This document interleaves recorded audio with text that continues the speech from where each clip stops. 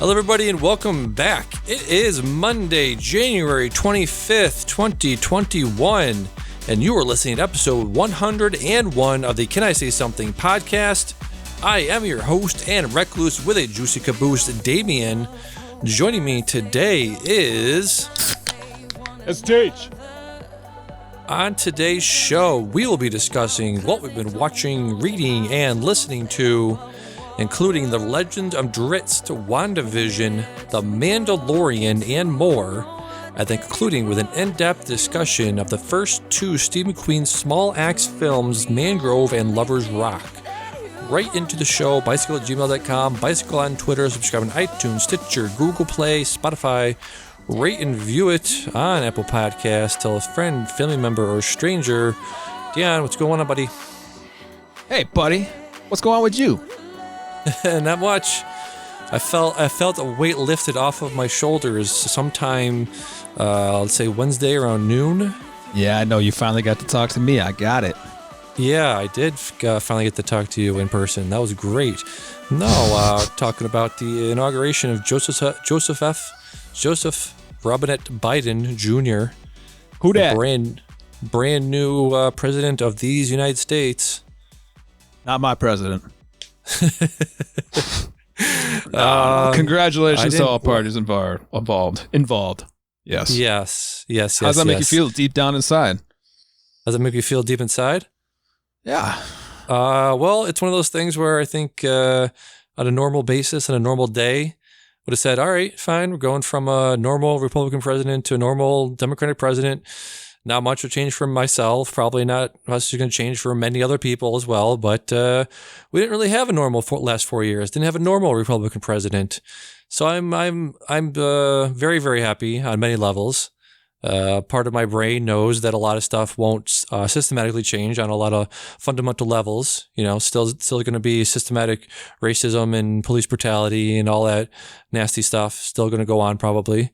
But yeah, just having a competent person in the White House, competent person surrounded by competent people is going to feel very, very good. Step in the right direction. A lot of work to do still. Yes, a lot of work to do. I'm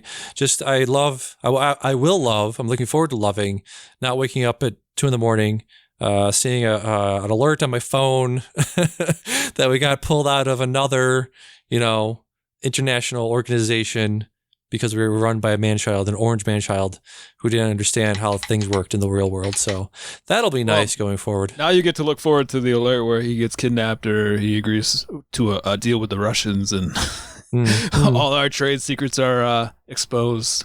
Oh, right. Like that. Right. Trump has turned us over to the Russians. I don't know. I think if there was a P tape, it would have come out by now. I mean, we're only P-tape. 4 days into the new administration, so I'm assuming we have a lot of time for a lot of secrets to come out. But I'm assuming if there was some sort of P tape or some sort of blackmail on Trump, it would have come out by now, I think. Yeah, that's fair. Yeah. I mean, if they could have got him a long time ago, we wouldn't have just had 4 years of him as a president. So yeah, exactly. Right. So good luck to Mr. Biden and all his. Good luck to Sleepy Joe. Yeah, Sleepy Joe. Yeah. I'm excited for the return of the Biden memes, though. Have you seen those? Remember the memes with Obama and him, like when they were leaving the office, and Biden kept saying stuff like, "I'm not calling him president," and he was just like, "Fuck that guy." Like, I don't know, they were hilarious. And now I saw one where it was Obama had his head in his hand, and Biden's like, "You don't get to make the calls anymore." Yeah, I'm turning it into an ice cream room. It's just stupid, ridiculous stuff like that. I'm excited for those because I like those memes. Yes. Speaking of memes, speaking of inauguration memes, there's a meme, the meme of the week, which is surprising. Usually memes, they start for like a day and a half and then they're gone. But the meme of Bernie Sanders just going to the inauguration in a coat, some pants, and some gloves, some mittens made by people. Once again, he's here asking to be memed. I don't know. Usually my favorite memes, and I feel like a good meme, in my eyes, a good meme is like, sad Keanu. You captured a person who was usually one way and you captured him acting another way. Sad Keanu was a great example of that. And we're just, Bernie Sanders is like that. I imagine he is that person in his public life and his private life, just in a big old coat, in mittens, just sitting there being like, I don't want to be here today. 100%. Yeah, he's an old dude that doesn't like being cold. Who can't relate to that? That could have been anybody in that picture. Exactly. It just happened to be Bernie.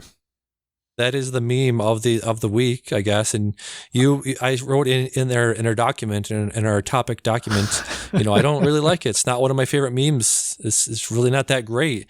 And you slid a picture in here of Bernie Sanders naked from the waist down, and it's tanned muscular legs with a bulging, very tan and muscular, very tan, very like bulging legs. He clearly doesn't skip leg day, or dick day, exactly. I think what this might be is this that black guy that was going around for a while. Yeah, the one that was sitting on the bed. And his dong was like his dong was just tripod flopping out there. Yeah, it might be that dick. I don't know. Yeah, I don't like to the be Bernie able to, meme to end all meme. Yeah, I don't like to be able to identify dick memes, but I think that might be what that is. So I'm impressed because you probably saw the original version, and this is the pixelated version. So kudos to you for be able to identify that dong, even though there was heavy pixelization. I am impressed. Yeah, it was burned into my mind. So no matter what happens now, if I see even a silhouette of that dong, I can identify that with. I think that's fair because I remember you giving me that original meme with the guy. You sent it to us in a group chat, and now I just went full circle on you. On something on the Bernie meme that you already are tired of, coupled with the meme that you sent on me, and my unsuspecting virgin innocent soul. So yeah, you got what was coming, bud. You got what was coming. Thanks, appreciate it. Let's move on to what we've been watching this week. Do you want to go first, or shall I go first? Hey, yeah, I'll go first. Whatever. Yeah, sure, do it.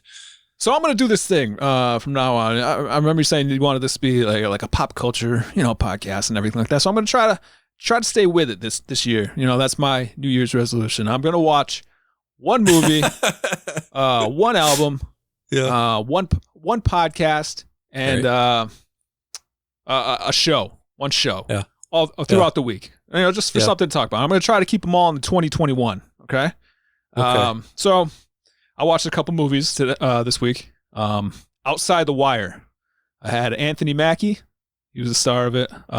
People might know him as Falcon from the Captain America. Black Falcon, Black Captain America. Yep, that's him. It was a fine movie. The action in it was fun. It was fast paced. But the whole thing is just it's kind of been done before. The one cool thing about this movie, they took a spin on it. I had notes for this, but they got deleted, so I'm kind of winging off the top of my head. This is a military movie. We find out that it's like futuristic. They got soldiers that are robots fighting for them, so it's like a mix of robots and humans fighting on the team. And this guy, Anthony Mackie's character, happens to be a cyborg special person. I forget what they actually call him. Anyways, they're trying to get new codes like every action movie ever. This is all like the Americans fighting, we'll say Russians, I guess. There was Belarus, maybe? I don't know, something like that. Anyways, we'll wrap it up here. The one cool thing here is that they did like this perspective switch, and it's something you don't really consider. Like when it comes to war, most of like America's fights happen not on home soil, and it's funny when you got an American. They had an American in here trying to stop everything. He's like, you can't do this. They're gonna nuke America, and he's telling this to people that have already been bombed to oblivion, and they're like, why do we care? Do you care when we get bombed? Like.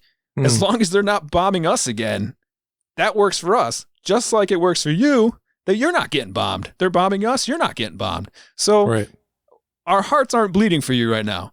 And the direction they were taking it was like, wow, yeah, that's kind of enlightening. And then the ending just goes kaput. So I actually ultimately gave this movie a thumbs down. I talked a lot about it for a thumbs down, but Fun, fast action, heavy hitting. But yeah, it made you think for a second, and then it was just kind of like, so I don't recommend it. All right. I watched another movie, Leave No Trace.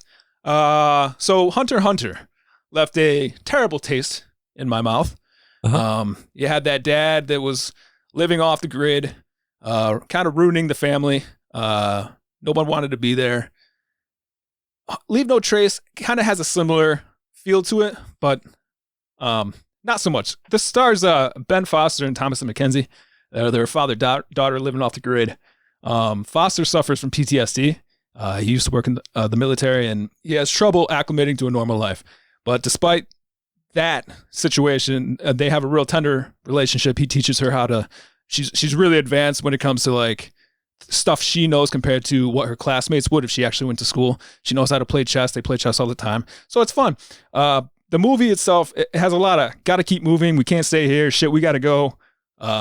Situations, but underneath it's a story about the daughter kind of growing in this unconventional situation, and she's trying to make the best of it. And for the most part, she doesn't see that there's anything wrong because that's kind of like all she knows, living off the grid with her father. Like anytime someone addressed her with like, "Where do you live? Where do you live?" She's just like, "I live with my father." So she's kind of aware she has no real like house. But when they're like, "Well, you're living out in the woods," and she's like, "Well, that's my home." Like she looks at the woods as her home, and basically, the movie's about kind of her growth and her the decision she has to make to continue to travel with her tormented father or try to declare her independence. It does a good job of not having a real antagonist. I really like this actually because there's perspective to be considered on all sides. Like no one's really a bad person. The dad, he's sick. He doesn't trust society. Like there's this one part where they try to set him up in a house and he looks at the TV and immediately is like scared of the TV. He takes the TV and puts it in a closet. So it kind of leads to like the media brainwashing people, and that he has PTSD.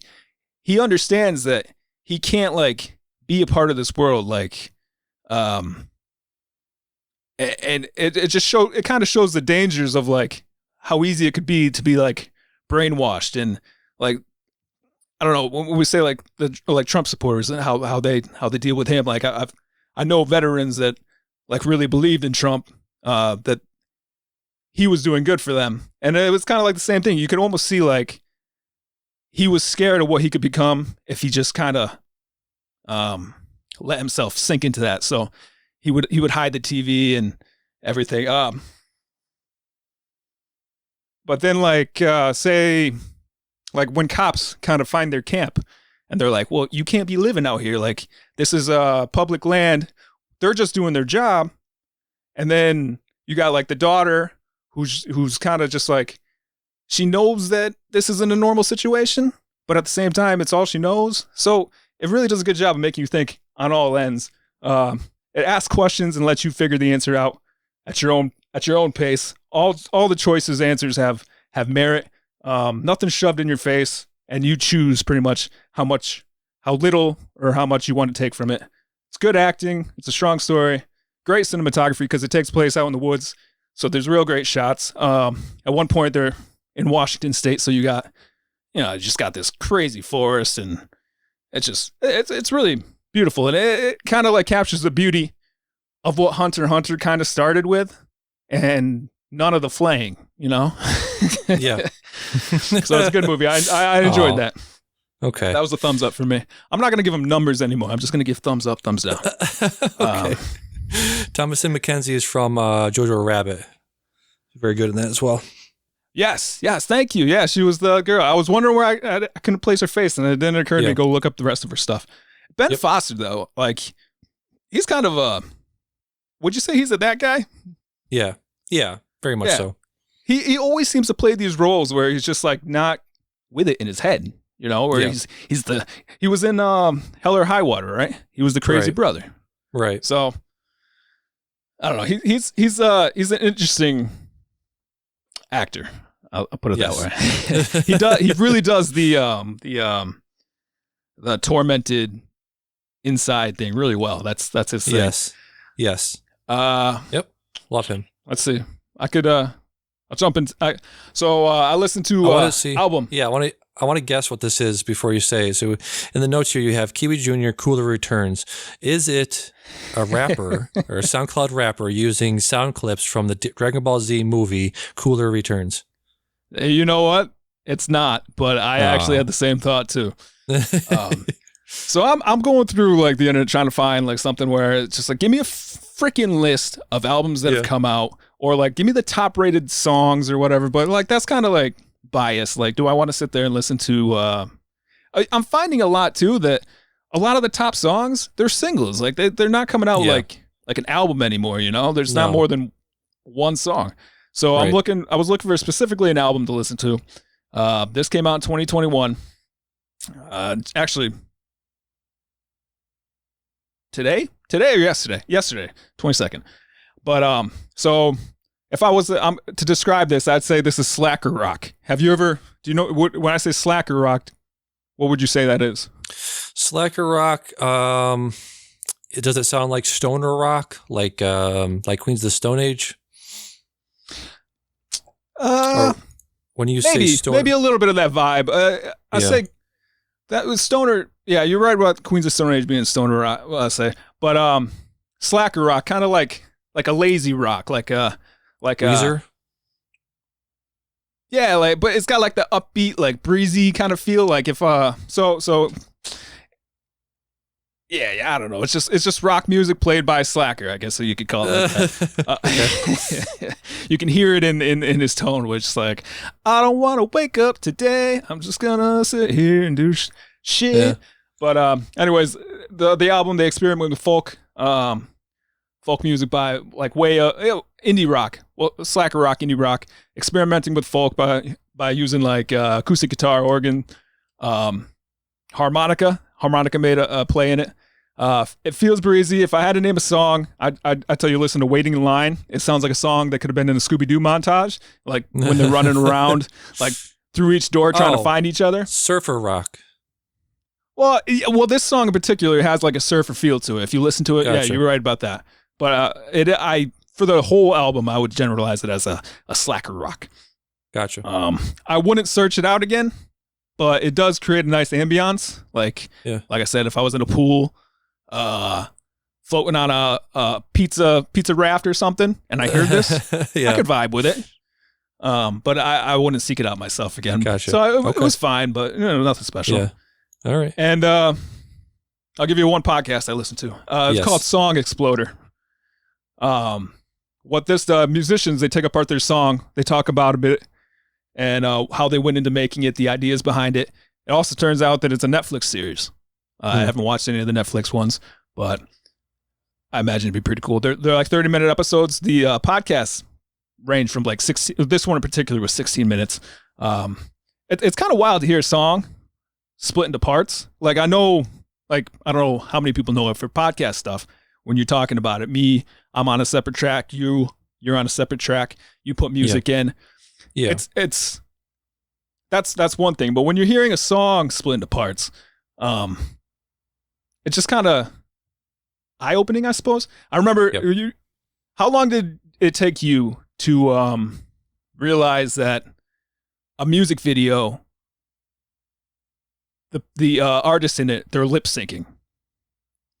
I mean, do you remember like finding that out and being like, oh shit, that makes a lot of sense, but it kind of blew your mind a little bit? Not really. I assume that they are not recording in like Nirvana probably didn't record in Smells Like Teen Spirit in a high school gymnasium. But I mean, that would seem like something they would do, right? I mean, they formed up in a garage. No, that could have been an abandoned school, I suppose. No, because the acoustics would sound terrible. That album, okay. What is it? Huh? You're looking at it a little bit more in depth than I ever did. I just remember at one point in music video, I was like, wow, like this is how they sound. And maybe I was just a young, naive teenager. I don't know. Yeah. But anyways, I'm listening to this and it just, they I suppose I should mention the song, Slipknot, Unsainted. It's got like choir parts in it. So they separated the choir track. Then you hear like the guy brings in the drums, and you just hear the drum track by itself. Then you hear the vocals from Corey Taylor. Yeah. And even that, just like hearing him scream or sing just by itself with no background music, it's just unsettling in a way. I don't know, but it's still very, very fascinating. Yeah. So like I said, short episodes. This one was James Root. He played number 4 in Slipknot. He's one of the guitarists. He's the former lead guitarist in Stone Sour. He was the guy. I don't know. Are you familiar with Slipknot? Oh yeah. You know how they all wore masks? They did what? You know how they all wore masks? Yes. Yep. Yeah, he was the one that had like the Crow, Phantom of the Opera, Joker mask. It was just kind of like this white mask, and he had like black lines on it sometimes. Other times you could see his mouth or whatever. Right. That was a very interesting podcast. And here I'm gonna ask you a question. Let's see if you get it. He referenced this old band that gave influence to this song. Specifically, it was the synth, and I think he said it was the opera part of it. It's an older band. What do you think influenced the song? It's just, I don't know. Just take a guess. Right. You said synth, and it has an operatic feel to it. Yep. Older band. I don't know. The only, for some reason, the only thing that's coming to my mind right now is The Cure. The Cure? Yeah. No. Okay. It was Pink Floyd. Pink Floyd. Gotcha. Yeah. Can you just imagine here for a second, Slipknot influenced by Pink Floyd? It just seems like a very out of left field kind of thing. Yeah, it is. It is very. It was. He mentioned he actually had a third reference to him, but I think it was kind of unintentional. But anyways, that's those are what I listened to. I didn't get to a show actually because I kind of made up this thing yesterday, so I was like hustling through. So I'll get the show next time. It should have been WandaVision. I didn't actually get to watch the third episode of WandaVision. I like that. I like this mission you have this year of sticking with it, of being with it. Anytime somebody says with it, I'm with it. I always think of that quote from The Simpsons, Principal Skinner always saying like, or no, not Skinner, the Grandpa Simpson saying like, I was once with it, and then they changed what it was, and now I'm not with it, and what it is scary and ooh. Yeah, actually, I take care of that all the time when she's like, when I'm trying to explain to her how to attempt to use electronics she's not familiar with. I'm like, one day your 6-year-old child will be older than you and will know how to use all this stuff. And it's probably just a good idea to understand, have a basic knowledge of what you're looking at and not be afraid of it because this is the future and you need to move in this direction. So I'm figuring, curious. Go ahead. I was just curious how the 6-year-old's going to be older than Carrie one day. Knowledge-wise. Knowledge-wise, that's what I meant to say. Yeah, it's like what the fuck? Math doesn't check out. Let me say older than you. I probably meant to say older in general. So like they're going to have more knowledge when they're older, and you should probably try to keep up with that a little bit. Yeah. So that's what I'm feeling right now. You are my 6-year-old, and I need to keep up with you when you say, "Hey, I want this to be a pop culture podcast." So I'm like, all right, well then I better get down with the 2021, you know what I'm saying? My boomer ass better start branching out a little bit. Right. I am your 6-year-old in many ways, including my bowel troubles. I have nothing to do with my 6-year-old bowel troubles anymore, but your 6-year-old probably better potty trained than me right now. Yeah. Yes, absolutely. I 100% wholeheartedly agree with that. So why don't you talk about the book that you read? Because I'll segue that into my book that I read one of your books and you read one of my books. So you tell me about your book and then I'll tell you about your book. Okay. When you say read your book, I have two problems with that. One, I didn't read your book. I listened. And second, I didn't make it very far. Let me guess. You didn't like the voice. You didn't like. I do not like the voice. The thing is, it's not just him. I don't think I like anyone reading to me in that tone. That tone? What's that tone? Just the tone where it's like I have to say everything slow, deliberate. It has to be a very generic voice. That's why you have the speed up button, buddy. That's why that's there. No, because I'll go there too. I use speed up. I went to 1.3, I went to 1.5, and it just made it worse. Okay. How far did you get? And I listened to it for about an hour and a half, which was pretty impressive. I mean, I don't even read a whole book in a day. So what you do is A, insanity, and B, I don't understand how it's possible. There's such a thing called overload, and I was overloaded. I would find myself tuning out, and then I would hear something maybe interesting, and then I tune back in. I'd hear that part, and then if they lost me, I was drifting off again. Like I don't have that level of focus. What are you doing while you're listening? Depends. I'm just walking. Sometimes I'm just working and just sitting in a chair. Well, I notice sometimes that I'm browsing on my phone. Yeah. And obviously my attention's diverted. That makes sense. But for the most part, like if I'm just listening to while I'm driving, there should be no problem. I think a lot of the problem was I wasn't engaged enough. And I think I'm just old school, I suppose, where I work better with an actual physical book in my hand. Okay. Because that's fair. Now I know it's time to sit down and read. And there's only one thing I can be doing at that time is reading. Yeah. Listening to it, there are many things I could be doing at the same time, and I think that's part of my problem. All right. If I was your teacher... From what I did here, though... Huh? From what I did here, though, I didn't like the way that was going. Okay. If I was feel your like teacher, I would need to like open the book in the middle of it and then start reading. If I was your teacher, I'd give you an incomplete on your review of that. Yeah. So. Well, I mean, I deserve an incomplete. Yeah. It's I wouldn't even call it an incomplete because I made it an hour and a half, which is probably translated to chapter 5 or something. Right. Yeah, Okay. and that should probably just be an F because I just didn't do the homework. But wait a second, did you actually think I was going to listen to that whole book? It's not that long. I mean, it's 10 hours. Yeah, that's well, short. I mean, if I don't put it on 1.5. Yeah, if you put it on 1.5, that's 8 hours, maybe 7 hours. That's a shift. It's a work shift. But how am I supposed to listen to Bill Simmons and Song Exploder and watch a movie or something, you know? Yeah, true. Okay. So that was your review of my book. Well, that's not really a review. I'm so sorry. Yeah. Surface level. That was my review of my attempt. Yeah. Okay. So that was your little little tidbit on my. So that you didn't even say the name of the book. You didn't say the name of the author, but I will. It was what's his name? Jim Butcher has a series of books called the Dresden Files. So you read the first book, Stormfront. Came out in 2000. It's very good. People should read it if they're into Buffy the Vampire Slayer or Constantine or Supernatural, the TV show. I imagine a lot of crossover interest in those things. But I did read your book that you recommended to me, Homeland, written by R.A. Salvatore. This came out in 1990. Plot, it's basically about a dark elf named Drizzt Do'Urden. That's how you say the name? Drizzt? Drizzt, yep. Do'Urden. From the time and circumstances of his birth and his upbringing amongst the Drow, the Dark Elves. I didn't quite understand that they were calling the Drow Dark Elves, so that was a little confusing at first.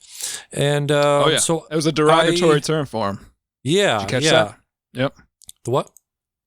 It's a derogatory form. So that series. Well, I mean, obviously the whole Drizzt, everything. Being that he's a dark elf, obviously there's not so subtle tones of racism in it, pretty much throughout every single book. So, gotcha.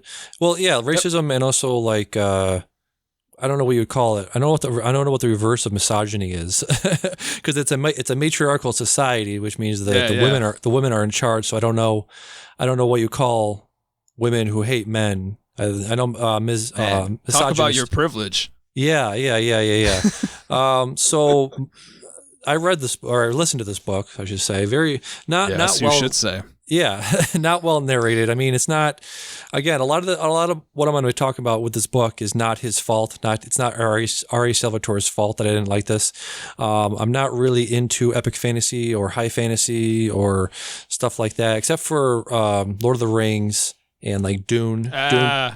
Dune did it well. Except for the big ones. The big ones. Well, yeah. The mainstream of course I have ones. to say it. Well, I had to say that because, like, if I say I don't like all high fantasy, that's not true. So, yeah. But yeah, overall, our audience is aware of how you jerked off to 12 hours of Lord of the Rings. In one sitting. Exactly. So I don't want to yuck your yum. That's a phrase people say, which basically means like I don't want to shit on your thing that you like. You don't want to shit in my mouth. I don't want to shit in your mouth. Pee on my parade. Right, exactly. Okay. So I have a thing which apparently is called I should have learned how to say this before now. Aphantasia? Aphantasia. It's basically where you have a hard time picturing things in your mind. Like people tell you a story, and you have a hard time picturing it in your head, which I don't. It must be like a light version of it, or a not severe version of it, because I can picture like the Dresden stuff, because the Dresden stuff takes place in Chicago. It takes place in modern day Chicago. I've never been to Chicago, but I can imagine, what it looks like based on, because it looks like a modern city. But this Legend of Drizzt takes place, I don't know, a long time ago or far in the future, or I don't know, but underground in dark caves. So that, first of all, I have a hard time picturing that. But yeah, the narrator wasn't on the same level as James Marsters on Harry Dresden. This is I looked up what R.A. Salvatore wrote, what is basically his career, his bibliography. This is one of his early books, one of his early entries into writing high fantasy or high epic fantasy.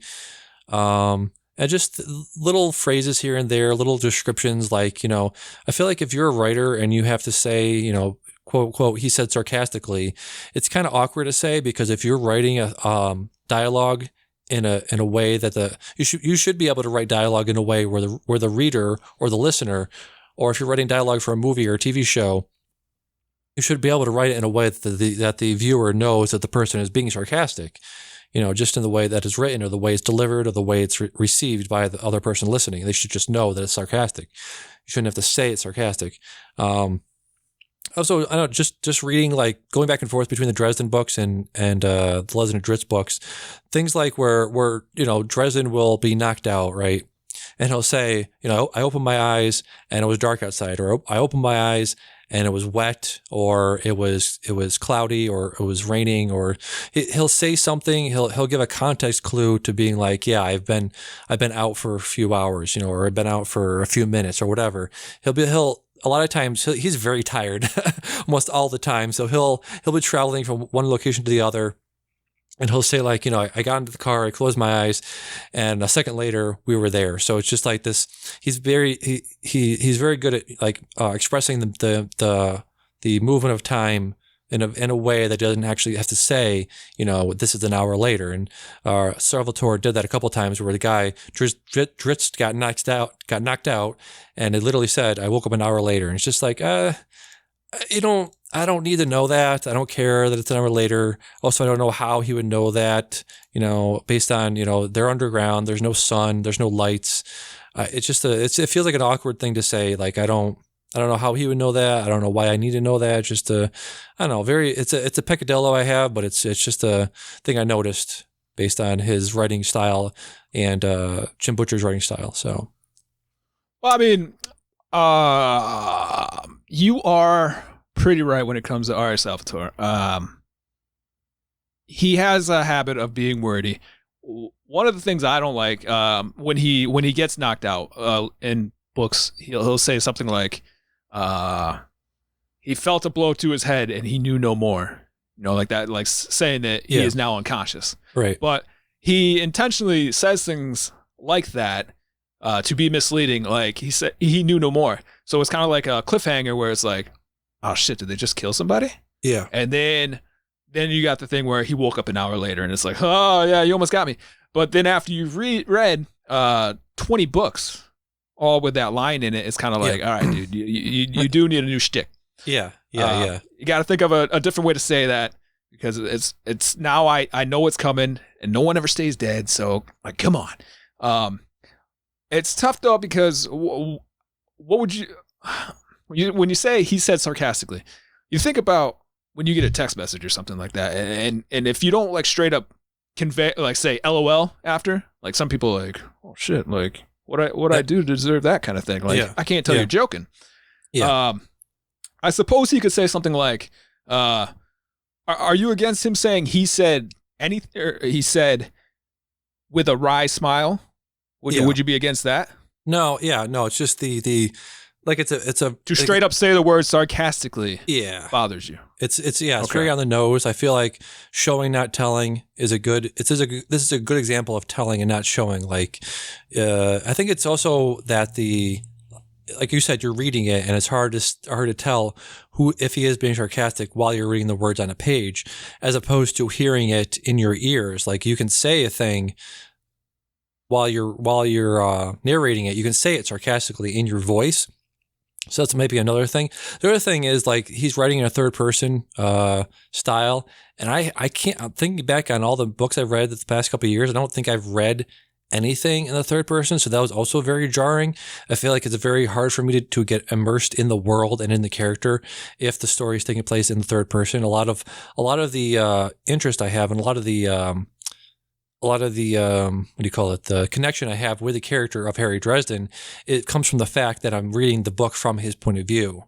I feel like it's hard for me to get attached to a character when I'm reading from the third person. So that's pretty insane to me. Because I mean, I can't think of a book that I've read that the person refers to himself in first person. And when it comes to fantasy, the way I see it is when the narrator is saying like third person, where he did this, it for me, it's like I'm watching a legend happen. Right now, like I'm watching it happen. And with fantasy, I feel like maybe I'm strictly kind of like fantasy or sci-fi or stuff like that. But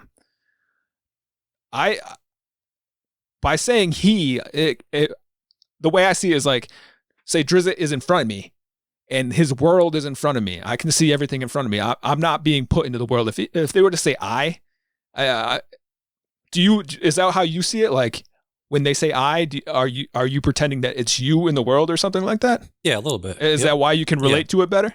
Yeah. Well, that's a little egotistical, I think, but sure, I suppose. I am open to other people's successes, I suppose. Yeah, because I can't imagine putting myself, like imagining when they say I as me in that world. Like I like the idea that I'm looking at it from behind. I'm seeing everything play out in front of me. I by saying he did this, they did that. Like I think it actually makes it easier. Well, Lord of the Rings, was that Bilbo saying like or was that narrated in a third person when they were all referred to by their names, correct? I think, wasn't that from Frodo's point of view? Or so was Frodo saying or was it was kind of like I don't know. What about the Game of Thrones? Was that first or third? Yeah, those were all characters. Those are all characters. That's a good example of like, you know. No one was saying like I did this, I did that. It was just like Jamie did this, he blah blah blah. That's third person. Tyrion. That's not first person. Well, yeah, that's what I'm saying. That's why I'm saying that I can't recall reading a first person book ever, unless it was like a biography or something like that. Yeah, I don't know. I'm looking that just kind of blew my mind though. I was like that is weird that you can't relate to he said, she said kind of thing.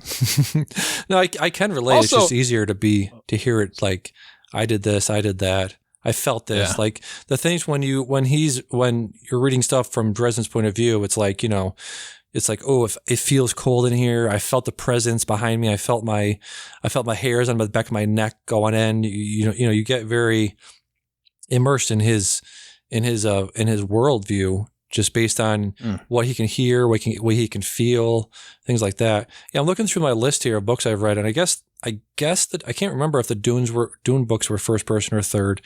The Lord of the Rings books were third person, I think. Okay. Call Me by Your Name, I think, was first person. Yeah, Carrie said that to me. She said it was first person. Yeah. No Country for Old Men, I think, was third. But yeah, a lot of these books, a lot of Stephen King books, especially ones that have been turned into movies. You know, yeah, it's easy. I feel like it's easy for books like that to be turned into a movie. Yeah. I mean, I suppose any book could. It's just like I Am Legend, you know, stuff like that, or whatever. That's fine. But like you're watching a movie, you're watching their story, and that's the same way I feel with a book like that. I'm reading their story. I'm not reading my story. I'm not watching myself on TV. I'm watching them. I'm reading their story. Sure. So that's I guess what I don't have any problem like imagining the world that they're in. Which I want to get back to. Aphantasia. Yeah. You realize I mean, you're not. This is just like you saying that you have this because it sounds like because you can't imagine this world, I guess. So, but can you imagine it when they say "I"? No, it's more like just the thing I said about Dresden's. He's like, I'm at Chicago. I went down the street. There's like giant skyscrapers and there's cars and there's lights. I can picture that. It's just the specifically the Dresden world of, you know.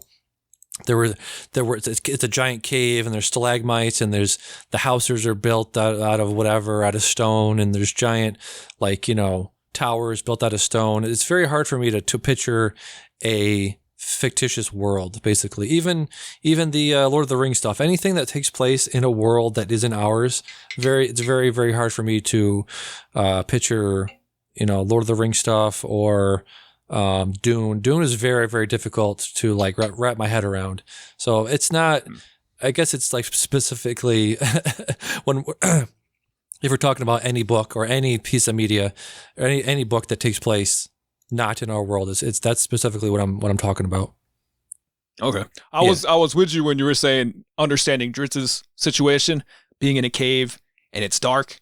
Like for them, they have like the night vision. But for if us as humans walked into that cave, we're screwed. Yeah, exactly. Because it's called the Underdark. We wouldn't be able to see anything. So not being able to imagine that world makes a lot of sense. Yeah. But other worlds, not so much. And one more thing about Salvatore. I just want to say that you're reading kind of like the first series that he had. So if someone's saying like he said sarcastically, you kind of understand that this was like the earlier stages of his career writing. So he hasn't refined the craft so much. Also, this is the introduction to basically his main cast of characters. Yeah. So if someone was to say this person was sarcastic, that's kind of like something that you need to hold on to later on because all these characters pretty much they stay constant throughout the whole series.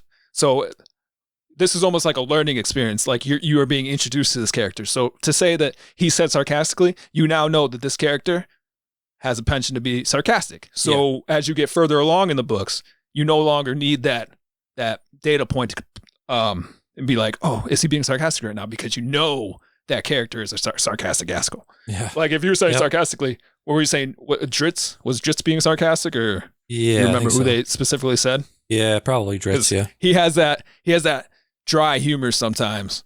That like we'll just say dry humor. Yep. And it carries over, you'll see it. So yeah, it's just building up the character. The more books you read into it, you'll be like, all right, well, that's how Dritz is. Yep. So. That's my defense of it. All right. Also, aphantasia only happens to 1 in 3% people in the world. So, man, you are special. I know I'm special. My mama has always told me I'm special, so therefore I am special. My mama always told me I can't imagine worlds that I don't live in. Yep.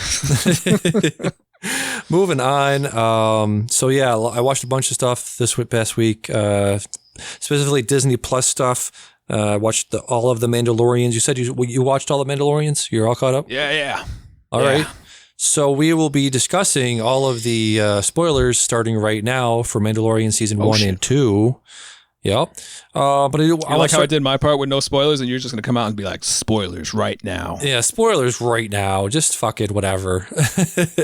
Mandalorian. Well, no, I'm going to talk about the Disney Plus app on the TV. It's really crazy how much better Disney Plus. I don't know if you have a smart TV app on your TV, but I switch back and forth a lot to look just to see what's in each of their libraries, what they have for choices. And HBO Max compared to Disney Plus or really anything else, the HBO Max unfortunately has some of the best content of all the streaming services. So it's really unfortunate that they have some of the worst UI as far as like loading times, and just it feels mushy to go back and forth between each genre, and you click on a thing and it takes forever to load. It's just a terribly, terribly designed app. But compared to Disney Plus, which is really smart, quickly you can click between genres, you can click between screens, everything loads super fast. It's a really, really well designed app on the TV. Anyway, do you have a smart TV with the smart apps and all that crap? I have a Roku and I have the apps for it. Gotcha. So I mean, I understand what you're saying. HBO Max. I mean, I don't think it's like terrible. But I will say one of the things I like about Disney Plus is that not only you can search and then you see what's like trending and stuff like that, but you can also see they'll group things together. So it's like, oh, you're looking for Star Wars? Well, press this button. I'll take you everything Star Wars. Yep. You're looking for everything, I don't know, give me another one. Marvel. Yeah. Yeah. Press this button. Studio Ghibli, that's all on there.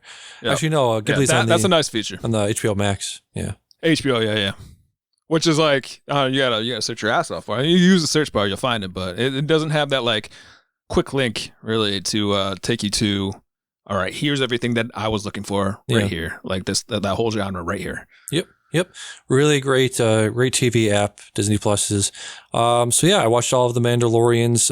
It's amazing. It's one of those things you're like, all right, this fucking thing's been hyped up to a crazy amount, to a crazy level.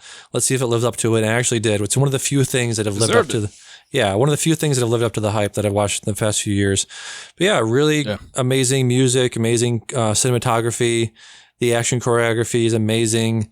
There's that scene in the first season where they're breaking out that guy from the jail, and they sort of leave the Mando to his own, to fight on his own, and he just fucking destroys those stormtroopers using all of his gear, using his what's that that line, that fishing line thing he has to grab the grappling line, and the flamethrower and his gun and everything. He used everything in that fight. It was incredible. Love that fight. Yep. Let me see. Great. The opening theme is amazing. The score throughout is great. They have so many people in this show that aren't, they either have a mask on, they either have like something covering their face, or they have some sort of prosthetic, or they're playing some alien guy from another, like a planet we never heard from, that's speaking a different language. And they just got Bill Burr, right. just Bill Burr, dude. Boston dude. Just him. Yeah, dude from the planet Boston, just being like, yo, fucking Mando. Hey, what's up, buddy? How you doing? Hey, you gonna shoot your Mando. Hey. Oh, Mando, it's you. What's up, buddy? How you doing? How you doing? Got out of there. I'm gonna catch him. I thought it was funny too. It's like they brought him in and you just hear his voice and you're just like, holy shit, he's a Star Wars character. Like, yep. This is crazy. Yep. How did that even happen? When I watch the Scrubs podcast, like Turk, they're always clamoring for Turk to be in there and everything. And JD says he knows a producer. And I picturing Turk in this situation, Donald Faison, it just seemed kind of like, that almost seems out of place. But hey, man, they can make it work. You know, they gave a role to Sasha Banks. She's a wrestler in WWE. You saw that later on. She played one of the other, the Blue Mandalorians or whatever they were. I forget what they were called. Oh, yeah. Yep. Yeah, she was one of those. And so, I mean, they're all up for, guest stars, or let's say guest stars. She's probably like an actual character. She obviously has a role. But, it's just, you could get him in, because if Bill Burr's freaking in it, in the Star Wars universe now, then, anyone could be in it, I feel like. Yeah. Let me look up the cast here. Crazy cast, really good, really amazing cast. Let me see. You got the Giancarlo Esposito on the last episode of the first season. Let me see. Pedro Pascal is amazing. Just it's really great acting by him. Just because you got to think about how much emotion and how much what he's got to show, what he's got to portray through wearing a mask. All his acting has to be portrayed with his head movement and body movement. He can't use his face at all. So that's pretty amazing. The slow tilt. Yeah. I've not been a huge fan of Gina Carano as an actress. Oh, yeah. Come on. Well, I watched. Well, did it change here? Did it change here? Yes, it did. But I was going to say, okay. The first thing that I saw her in was this movie called Haywire. I think it was back in 2011, 2012, directed by I can't think of the guy's name, but she was fine in it. But yeah, she's very good in this. She's very, very good in this. She was in Deadpool too. Huh? She was in Deadpool too. Deadpool, yes. Yep. Yeah. So I think that's kind of where this character was kind of birthed from. Like they saw her physical chops and that, and they're like, oh, you know what? She'd make a badass in this one. It's like, yeah, dude. Yeah. I'm all about Gina Carano. I love that you can tell the episode that Taika Waititi directed, like the writing in the beginning of the episode. I think it was the last episode of the first season. And the first like 5 minutes is just two stormtroopers just like bantering back and forth about like, I want to look at the kid. I just want to see him. What is it? He's like, no, we're not. We got the kid. We're going to bring it to Moff Gideon, and that's final. And he's like, all right. Hey, did you hear Moff Gideon kill the guy? It's like, yeah, so? I don't give a shit. Nothing to do with me. I got a job to do. I don't give a fuck that Moff Gideon killed his own guy. Remember that? Did you see the other scene where it was like the two? It might have been that same one. I think it was a different one though, where they were trying to shoot something with the blasters. That wasn't that scene. And they missed. That was that scene. Okay, they missed every single time, and it's just like yeah. And then they kept going with it. It was just like it should have just been like, oh, I missed, and then the other one misses, and it should have been it, and they should have like exchanged glances. But then they kept shooting it, and for like 15 seconds, it was just a gag going that they couldn't hit the thing for 15 seconds, and it's just like, yep. That's hilarious. Yep.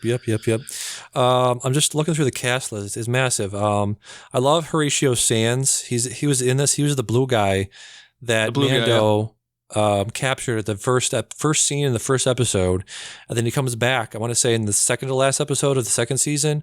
He's really funny. I liked him a lot in that. That's the one we should stick to. I would say Bill Burr and anyone can be in it. Horatio Sands. Yeah, is in Star Wars universe. So anyone could be. Insane. It's insane. I unfortunately I want to point out one thing that I didn't like, which was Amy Sedaris plays Pelimoto, the one where he comes in and he's like, I don't want any droids. I don't want any droids to touch my shit. She's like, all right. Yep. She's the one with she doesn't have like any eyebrows and she got the big poofy curly hair. You know what I'm talking about? Yep. Yeah. Yep. Yeah. The mechanic. The mechanic, yeah, she's very funny. She was in that show on Comedy Central, Stranger with the Candy. I love that show back in the day. She's a very funny actress, very funny improver. But I feel like she just like the director was like, yeah, just say your lines, say the lines as they're written. And I feel like she didn't have like a lot of room to use her comedic chops in this at all. But yeah. I felt like she was a little rushed too. I don't know. Maybe that was intentional, but like when she tell the droid to do something and it was it was moving, but it wasn't moving. Actually, that's probably the joke. Like it's an old droid, and you think about how we are today, where people used to use dial-up and stuff like that, and now people are impatient when a web page doesn't load in 2 seconds. Yeah, that was probably some kind of joke there. Yeah. Let me see. Ming-Na Wen was very good in this. Werner Herzog is great in this. I don't know if you know him. He's a director. He's directed a bunch of documentaries in the past like 30 years. He did the one called Grizzly Man, where the guy gets eaten by the grizzly at the end of it. Spoiler. Yeah. But yeah, he was really good. People came in thinking they're getting spoilers for Mandalorian, and you just got one for Grizzly Man. Yeah.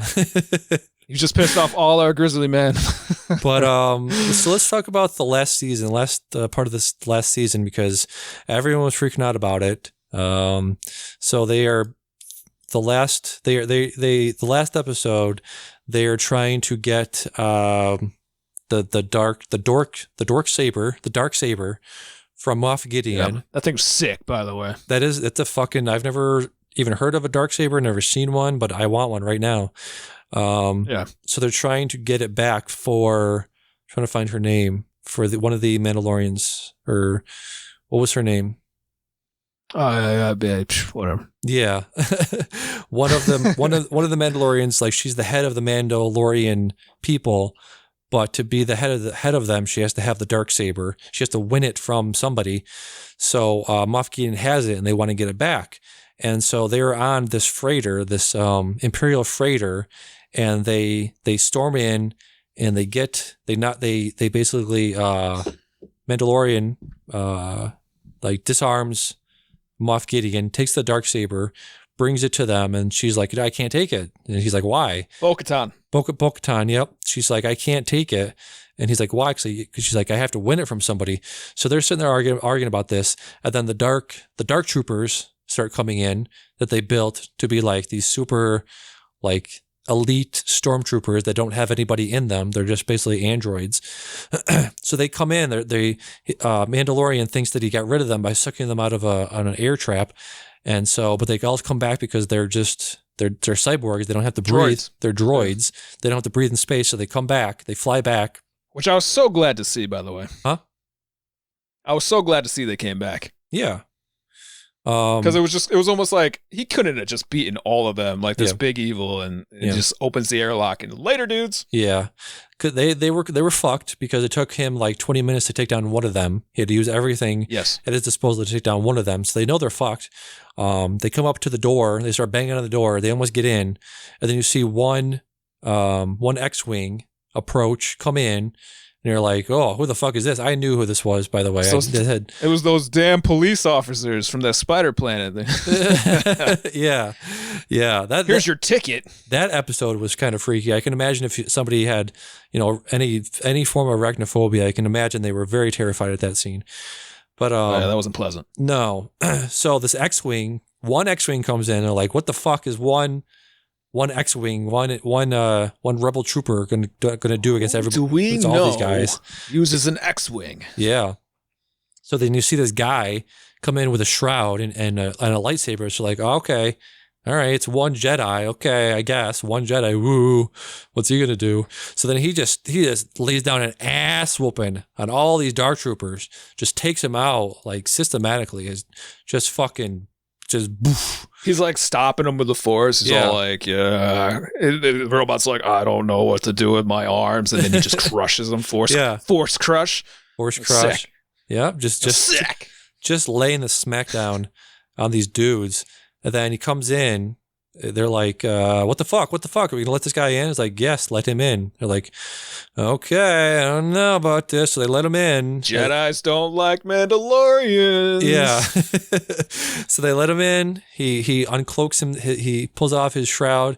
And it is Luke fucking Skywalker.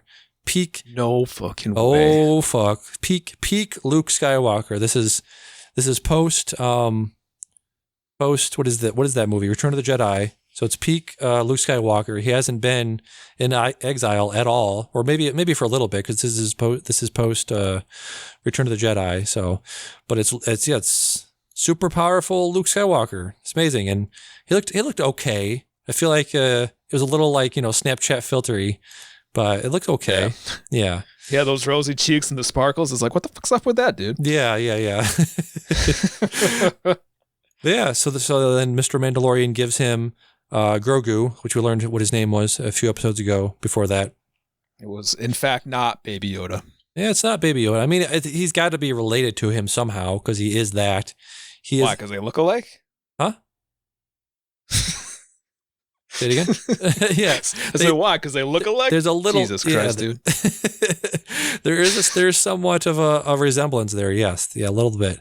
But yeah, so Grogu left with Luke Skywalker, which I can't imagine they don't have him returning in Mandalorian Season 3 or any of these other 7 to 10 fucking Star Wars TV shows that they're going to have from now until 2030, right? Because they debuted like 7 or 8 other Star Wars shows coming in the next 5 to 7 years. So there's no way he's not coming back because, he's going to train him, obviously.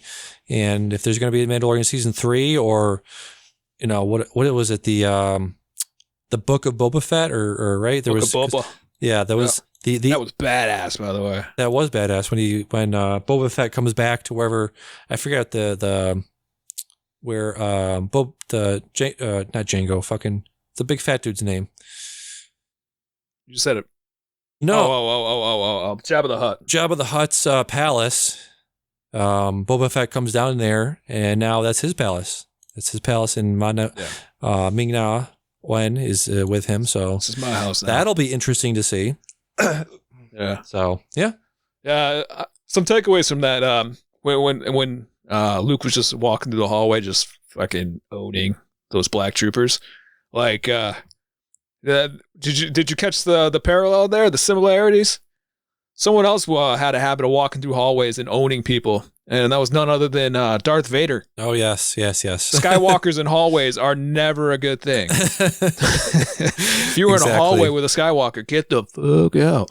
Yeah. And I thought it was hilarious that Boba wasn't there when Luke came in. That would have been awkward. It would have been. Yes. Like, Hey, buddy. What's up? Jedi's killed my dad. Your buddy. You're a little asshole. Yep. Did you catch that speech, though, with Mando to Moff Gideon? You saw how Moff Gideon, when they had him locked down in that bar, and he was like, you have something that belongs to me, and it is very important. You have no idea how important it is to me. And then, like, 5 episodes later, Mando gives it back to Moff Gideon the same way. He's like, you have something that's very important to me, and you have no idea how important. And it was just like, that speech right there gave me chills. I'm like, this motherfucker, old man, he is in trouble. Yep.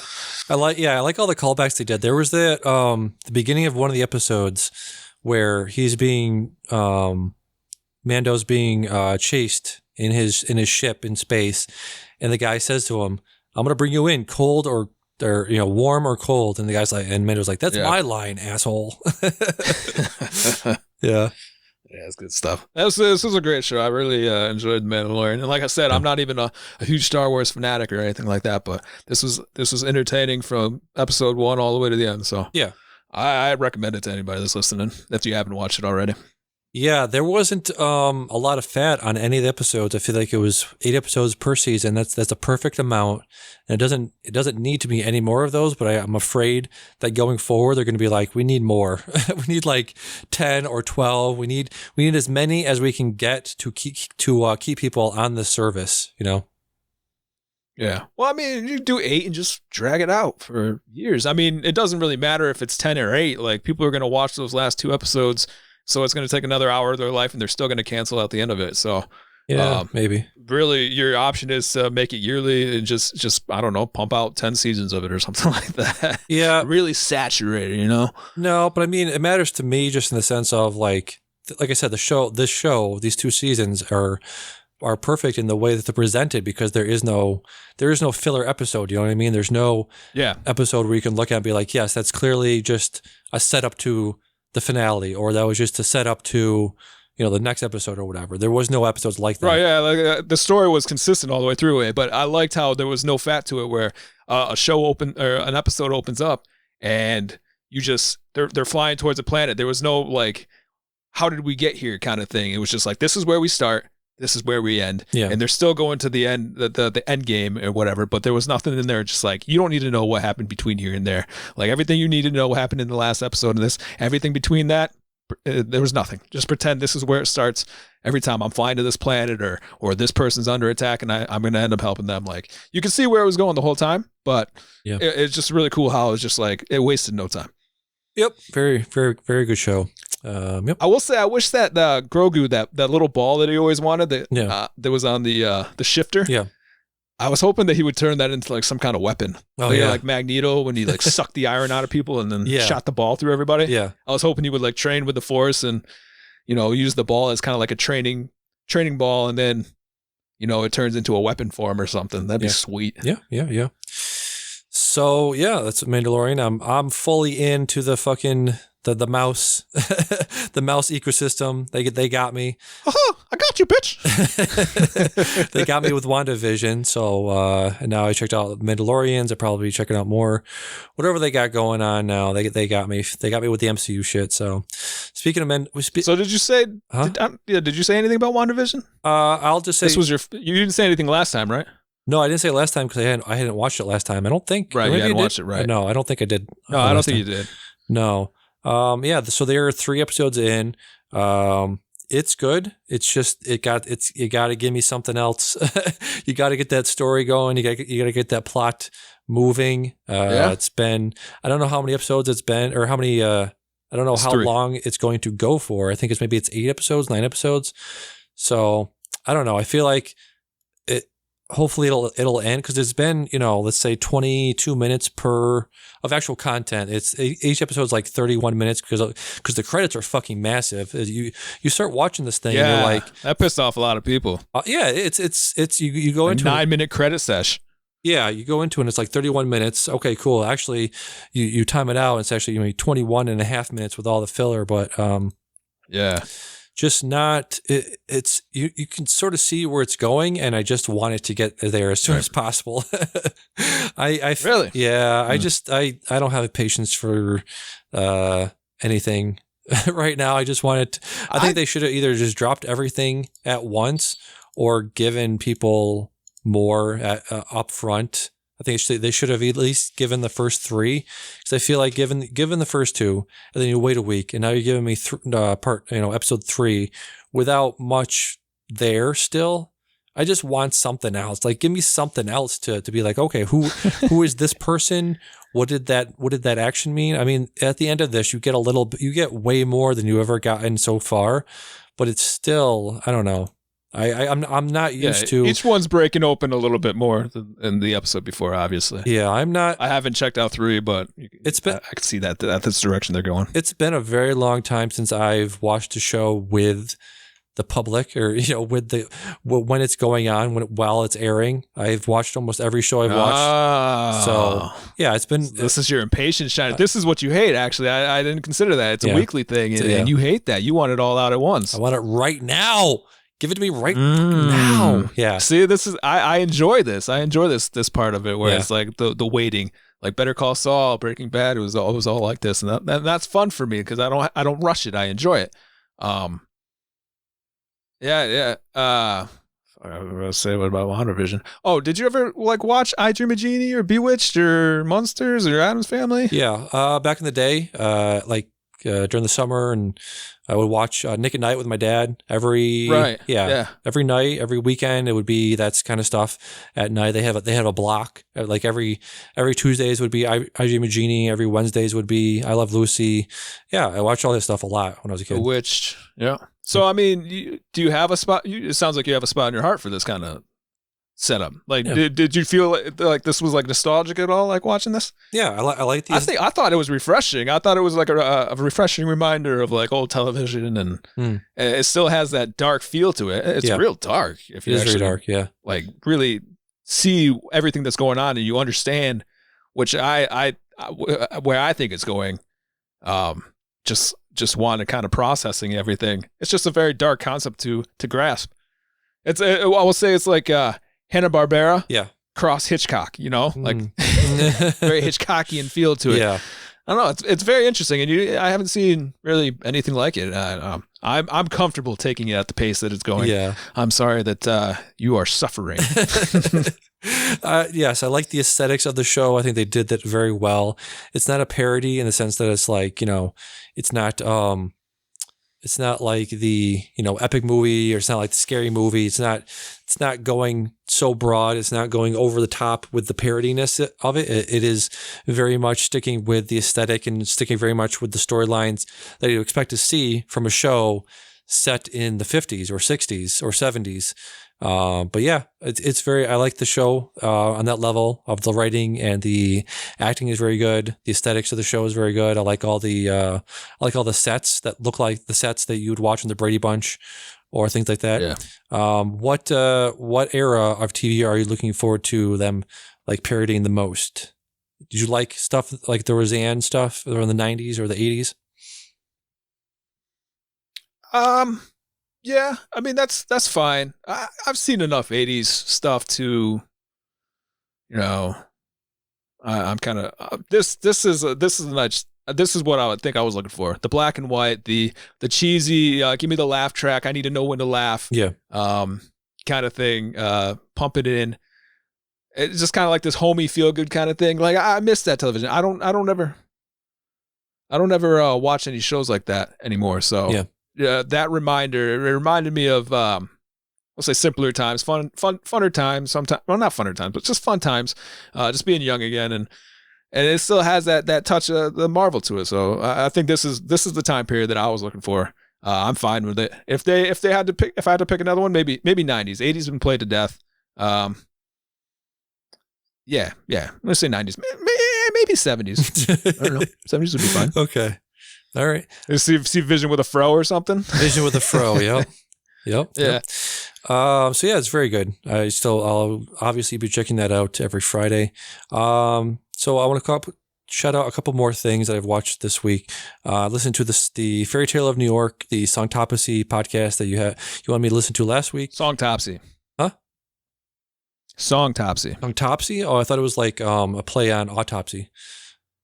Yeah, that's what you said. Songtopsy, or you said something different. Okay. Just correct me. Songtopsy, yeah, podcast.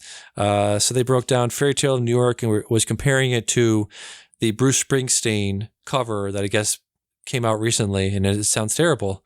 It's awful. First of all, he changed the lyric, which everyone knows, but he also Bruce Springsteen. Or are you talking about Bon Jovi? Oh, sorry, yeah, Bon Jovi. It's the other Jersey guy. Yeah. So Bon Jovi did a cover of Fairy Tale of New York by the Pogues. He shits on him for being Jersey too. It's hilarious. Yeah. So he did a cover of it and said he did a solo, and this is Bon Jovi. John fucking Bon Jovi could have easily called up anybody he wanted to do, a cover, a duet with, and he just chose not to. It's bizarre. One of the most bizarre songs I've heard in a long time. But yeah, it's they talked about who the Pogues were, the relationship with the woman that they got to do the song with, and they said it's a very, very nice song, one of the most popular songs to be played in Europe and the UK around Christmas time. It's a lovely song. So yeah, that lyric controversy is it's a little misleading. Maybe there's no place for language like that, I guess, but the thing is, you got to consider where they're coming from and who they are. Like, if you're just like, oh my God, they just said that, like they must hate each other, but it wasn't really. That song's not about hate, And I mean, dare say that they really admire each other / love each other. Yeah. So, while that's not a great way to talk to someone you love, it's just it comes from a place of, say, I don't know, love, but it's just like, I care for you kind of thing, I guess. You have to consider you have to consider the time period, who they are, right? Their relationship. They're from Ireland, and you also have to consider, Irish people in the UK. I don't know about that word, but I know the C word you can say all the time over there. Like that's a term, that's a term of endearment. And by the way, they had a new character in Apex Legends that is British, and every other country in the world basically allowed that character to say the C word in their, like, to have that as a what'd you call that, a tagline. Every country, really? Every country in the world allowed that to go in there, except for the U.S. because we're a puritanical, fucking conservative ass country. So yeah. Okay. Yeah, that's fair. Well, I'm glad they didn't do that because my ears can't handle that kind of thing. I would stop playing Apex right now if I found out that was in there. Right. / I don't play Apex currently. So. Right, and you'd probably hear way worse so from the players themselves. I don't know if people themselves. know it, but say that. Yeah, Fairy Tale of New York was Damien's favorite Christmas song. Still is, yes. So that's a little context there. Currently still is. Yes. Yep. So were you relating to that guy who was like freaking out that Bon Jovi was doing it? And you're like, let me take you on this magical adventure. And then he plays it for him, and he's just like, oh, well, this doesn't sound bad. Well, wait a second. Yeah. What do you please note the differences? That guy was cracking me up. It was funny. That was a good podcast. It is a good podcast. Once I saw it, I'm like, Damien's got to listen to this because I knew it was your song. And then on top of that, just like, he'll laugh at this. Yeah. He'll appreciate it. Yep. One quick shout out I want to say for a movie I watched this week was Promising Young Woman, directed by Emerald Fennell, starring Carey Mulligan, Bo Burnham, and Alison Brie. I think you can rent this on Amazon, I think. It's about a young woman traumatized by a tragic event in her past, seeks out vengeance against those who crossed her path. I love Carey Mulligan. I think she's one of my favorite actresses working today. Bo Burnham was actually really good in this movie. I haven't seen a lot of his... Bo. Huh? I said, Bo. I haven't seen a lot of his acting almost ever. I know he directed 8th Grade a few years ago, so I know he's a talented director, but he's a very good actor as well. So say an actor like in a movie as opposed to stage actor. You mean like his stand-up routine? Yeah. Well, yeah. I mean, it's definitely a performance. He's very, yeah. I've seen him live. It's fun. Oh, yeah. No, it's it's very good. very, very good acting in this by Mr. Burnham. Yep. So check that out. Can I ask you a question real quick? When you use Rotten Tomatoes a lot, right? You don't use IMDb? Yeah. Okay. It's a big difference. Yeah. Well, would you say that rating-wise, Rotten Tomatoes is a little bit more accurate than IMDb? Yes. Yeah. Yeah? Yeah. I mean, I personally like IMDb's rating. Like, usually when I watch a movie and it's like, oh, yeah, like, that is accurate. That was the number that I had in mind. Rotten Tomatoes, well, I'll say, while Leave No Trace I thought was a great movie, it got 100%. And that's actually what I was looking for. I was looking for top-rated 2021 movies, and Leave No Trace was 100% Rotten Tomato score. So that's why I checked it out first. Yep. That's what I'm kind of going to do is I'm kind of going to go down that list and, what their best movies were and watch them and see if I agree. So it was a great movie. It was weird just because IMDb gave it like a 7.6 or something like that. IMDb is much harsher when it comes to rating things. So yeah, I was wondering if you use Rotten Tomatoes more primarily more than IMDb. If you've noticed that. I don't. I rarely look at reviews before watching something. I think I only look after. Oh, you look at? Okay. Yeah. I watch the movie, so I'm not tainted, and then I pick the number in my head, and then when I check out IMDb, it's like, oh yeah, perfect, nailed it. Yeah. So this movie, Promising Young Woman, has a 6.6 out of 10 on IMDb and a 91% on Rotten Tomatoes. So vastly different. Yeah, that's what I'm saying. Yeah. Okay. I noticed that IMDb can be a little bit more cynical about things. Yeah. So maybe that's why it's a perfect place for me. And you, the forever optimist. Yes. Chooses Rotten Tomatoes. Promising Young Woman is only available to rent on premium VOD. So you have to shuck out $20 whole to watch that movie right now. So it's one of those. All right. Oh, wait. Yeah. All right. So anything else you want to talk about before we get to Mangrove? I'm just going to drop I was listening to the Scrub podcast, and it's about JD. He watched Sound of Metal, and he thinks it's the best movie of 2020. I thought you would appreciate that. He thinks Riz Ahmed, was that was his name? Yep. And he's a front runner for an award. I got to agree. I thought it was the best movie of 2020 as well.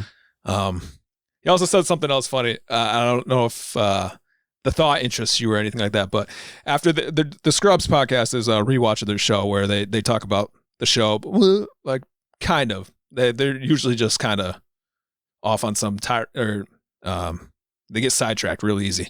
But when they are talking about it, they're doing a rewatch primarily. But after Scrubs is over, they jest about watching a different show like The Office or something, doing a rewatch of The Office, because some of them haven't seen it or whatever.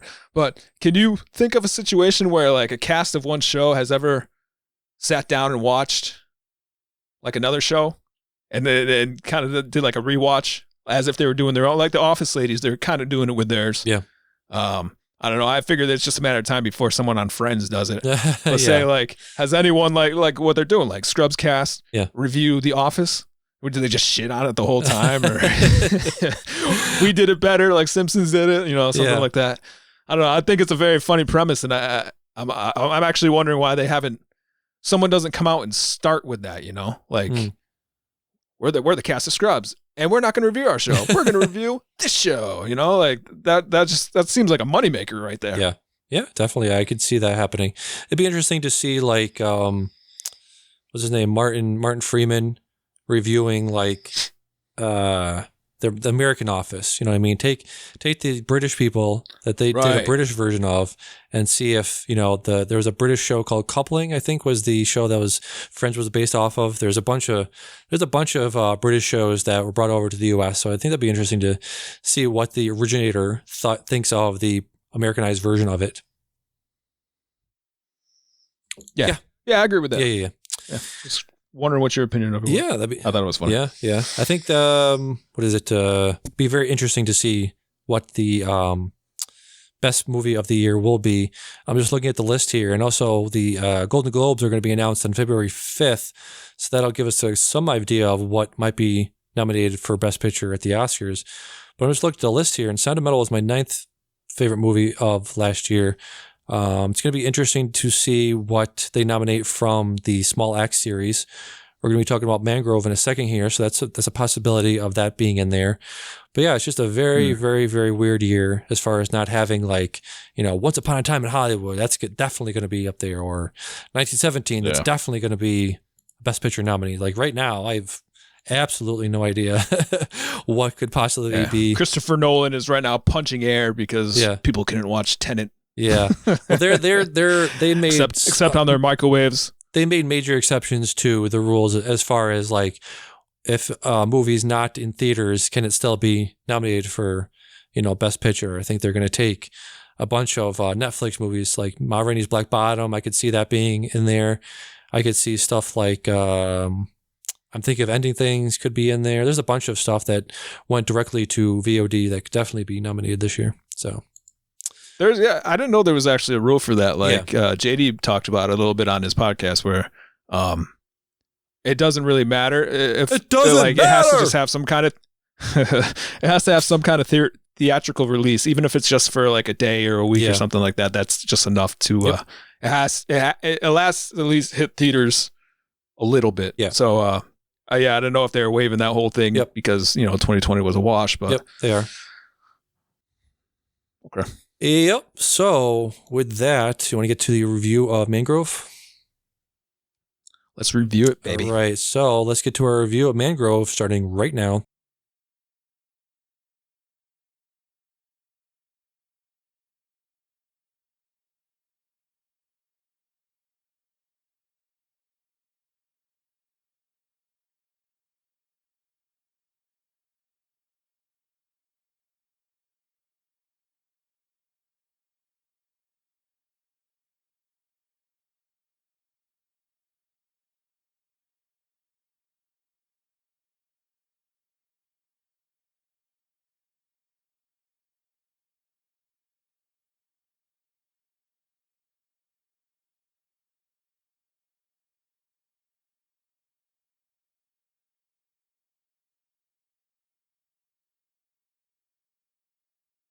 So full spoilers for this movie starting right now, so we can just talk freely about it. This movie, Mangrove, directed by Steve McQueen, I believe debuted on Amazon Prime beginning of November, stars Letitia Wright, Sean Parks, Malachi Kirby, Roshenda Sadal, Alex Jennings, and Jack Lodren. Mangrove tells a true story of the Mangrove Nine, who clashed with London police in 1970. The trial that followed was the first judicial acknowledgement of behavior motivated by racial hatred within the Metropolitan Police. So I watched this. I reviewed this a couple times on my solo show. We talked about this last year. I think Mangrove ended up being my number 8 movie of last year. Lover's Rock was my number 7. So you haven't seen Lover's Rock yet. So we'll just talk about Mangrove today. Dion, what did you think of Mangrove? I thought it was an interesting watch. I thought it was very thought-provoking. Man, I got to be honest. I know racism is a huge issue. It always has been. But you're watching these cops just come in and bust up their restaurant against the police over and over again, and it's just like, how do you not get tired, or how do you not get tired of being an asshole all the time? Like, it actually takes work to go out of your way and bully a group of people. Yeah. And I understand they're driven by hatred and everything, but it's just holding on to that. I don't know. It's so exhausting. And I've talked about watching all this just being exhausting in general. It's just like all the stuff they've had to go through. But this is like thinking about it as a different thing. Just being the racist, being the bully. That is exhausting in itself. Like how you just find the energy to get out of bed and just, I'm gonna go fuck with some black people today. Like, it's just, I don't know. I can't wrap my mind around it. And as people are like that. Who was the cop that was in that? That dude is a wormy little shit. It's just, I mean, they kind of touch on it a little bit too, because they question. I like how they got when they were in the courtroom and everything, and they were questioning the police officer, basically his integrity and how he. Why is it that he's never risen through the ranks? And you can tell that. I mean, that answers my question. Like, he's insecure. He's mad at the world because he's not getting where he belongs, and he's taking out other people. He thinks that they're coming to take his spot, and it all makes sense. I know it all makes sense. And I guess my point was, it's just exhausting. It's an exhausting thought, pissing somebody off every single day. But it's just that I thought the characters in it, they all played they're strong characters, all of them. Even the judge, like, he did a hell of a job. The lawyer, I love the guy that who owned the Mangrove. What was his name? Do you remember? And I see you got all the names, but yeah. I can't pick out which one Richie it was. Campbell, I believe, was. Let me see. He had the names of the guy that owned the place. Sean Parks, probably. Yeah. See. Yeah, that's what I was thinking. Oh. Yeah, Sean Parks. Yeah. Frank. His name was Frank. Yep. And that one. Latita Wright, I thought she was great. Mm-hmm. I guess the one character kind of felt a little out of place. Like, she had a lot of rage, and it was very unfocused. And I guess we can attribute it to hormones because we find out that she was pregnant. But was it Barbara Beese? Roshenda? I think that was her name. Athelia? Athelia? They have... No. That was the like the Black Panther spokesperson. The other one that was I think it was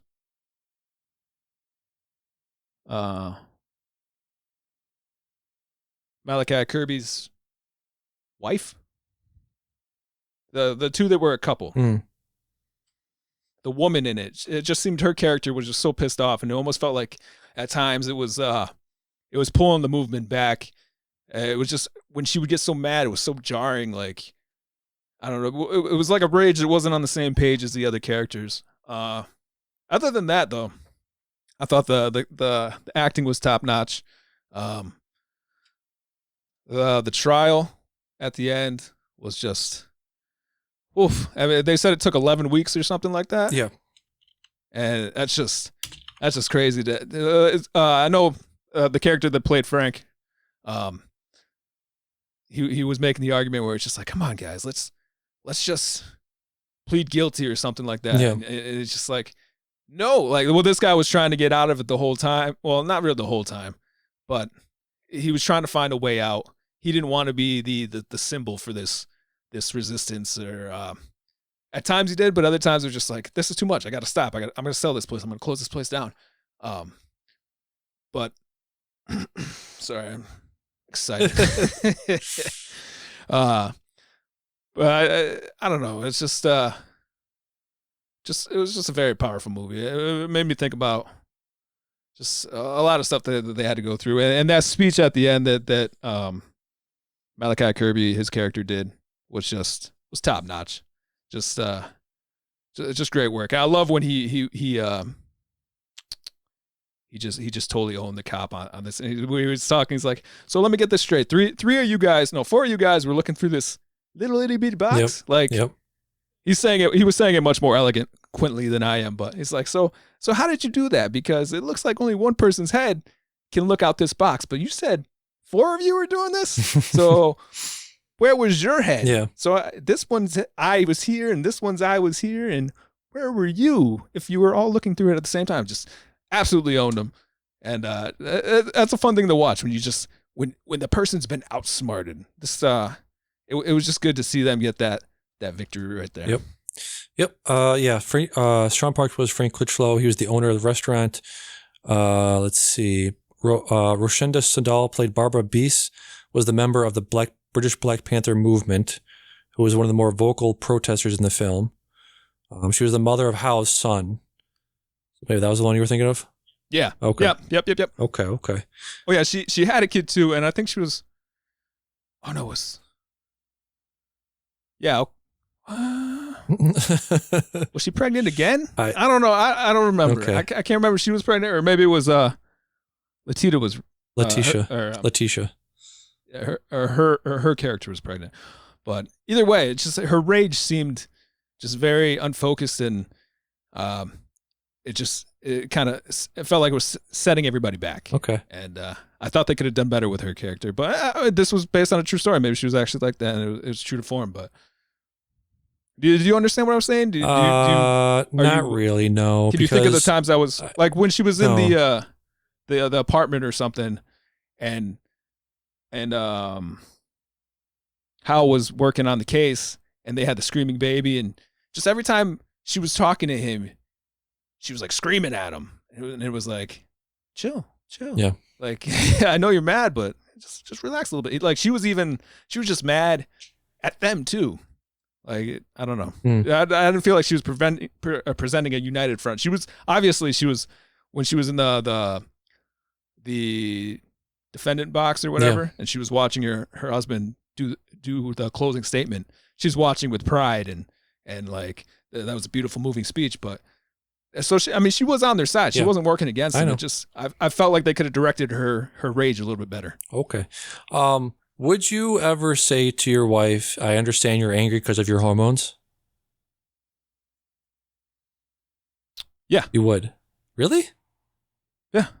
If she's pregnant, yes, absolutely, 100%. I wouldn't say it like, oh, it's just like, oh, your hormones are crazy today or something like that. But if you're pregnant, yeah, 100%. That's what it is. It's science.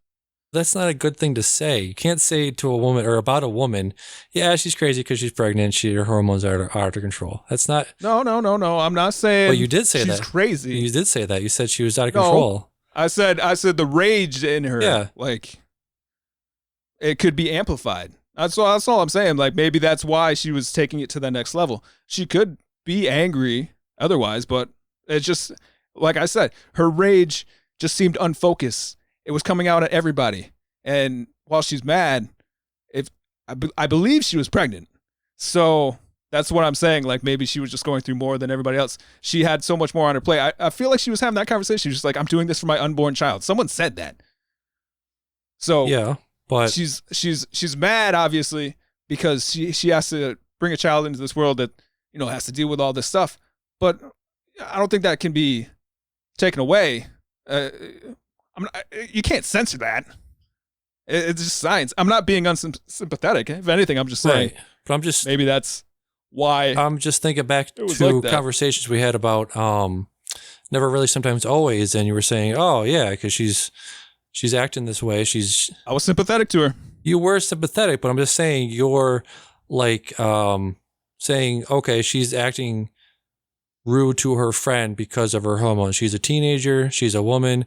She's got hormones. I understand all that, but she didn't have to be so angry all the time. I don't know. I'm just saying like, oh, she's hormonal. So yeah, that's the reason why she's acting that way. I'm not saying that's the only reason. And I know you're not saying that's the only reason. And I didn't say it was the only reason before. But it can't be discounted as a reason. No, it's just science. But why point it out at all? I don't know why. It's one of those things. But I understand, but it's one of those things of saying like when we were talking about never really, sometimes, always. Again, just people make a bunch of arguments that aren't really necessary to make. Where you were saying, yeah, you didn't like the thing in the movie where the theme of the movie or the what happened to her during the events of that movie. You were looking at it through the prism of not all men. Like, why, you were saying, like, why does she keep getting approached by all these douchebags? And you were saying, well, that's not a good portrayal of men, because not all men act that way. And it's just like, that's not the point at all. And it's just such a like defensive posture to take when that movie was only depicting 3 men. It's like, why do you feel the need to defend all men when that movie was only depicting 3 men? I don't understand that. It wasn't really a defense of the men. It was more like a defense of the critics that say all the men were like shitheads in that movie. No. Who's saying all men? You just said it's defense of all men. You just said the movie said all men are shitty. It didn't say all. It critics. Did not. I read that there was a problem. No. Yeah, I read that the critics were saying that there was issues with all the men being portrayed in that you're talking about Never Rarely, right? Yeah. Yeah, like I said the turnstile guy or the subway guy. And they people were saying, oh, he was curt and rude, and it's just like, well, it's not like that. I mean, he's a subway worker. Like, I wasn't defending. There are terrible men in that, and I'm not defending any of the ones that actually deserved it, but I didn't feel like the ones that, you know, like just doing their job. Like, that's what I'm saying. Like, yeah, that's what I was saying. I was saying that the men in that movie got a bad rap. I'm not saying they're like, oh yeah, all men were portrayed terrible. There were a lot of shitheads in that movie. I'm not saying all of them were bad. But no, people were saying every man that were in that was a bad person. But then you then said, like, why does it have to be like that? You said that, like, I don't know. I don't want to bring it up again, but it was just like, I don't know, just a lot of weird arguments get made a lot where people will say, you know, this movie portrayed men in a bad light. And then the next obvious step to that is some phrasing of like, you know, well, you know, not all men are like that. And it's just, why does that argument even need to be made? Why does that defensive posture need to be taken when we're just talking about a movie where he depicted 3 men being shitty to this one woman? You know, that's all I'm saying. Yeah, I'm saying it wasn't just 3 men. People were saying it was 5 to 6 men. Right, and I also didn't. You're not including subway workers or anything. Right, like that. I also didn't. I didn't hear you say last time, like, oh, you're talking about. I didn't hear you say you were talking about other critics. I thought that was your own opinion. No. Okay. No, I mean it wouldn't. Yeah, I mean otherwise, yeah, it's not an issue to me. No. Okay. I'm just saying that it seemed like the casting. It was just in that movie. The men were the assholes, and the women were very nurturing people. That's all I'm saying. That was brought up. That is what people said about that movie. So I was just saying that in defense that not every single man was being an asshole. Okay. Purposely. Right. It was just that's just their job. Yeah. Subway workers are a-holes. Yeah. So getting back to Mangrove, the scene that I pointed out on our Best of 2020 podcast was at the end. Again, spoiler alert for this movie. They basically all sort of get I forget what the term is. When you don't get convicted, what's the opposite of convicted? They all got out for lack of acquitted. Thank you. Yes, acquitted. They all got acquitted, and you think that when they read off the sentencing, the acquittals. You think that it's going to shift to each person's perspective to get their reaction to their own name being read off, but it doesn't do that. It does this really interesting thing where it stays on Sean Parks' face while each name is being read off. And it's just one of these moments that I'm probably coming back to when we're talking about best moments of 2020 of best movie moments of 2020.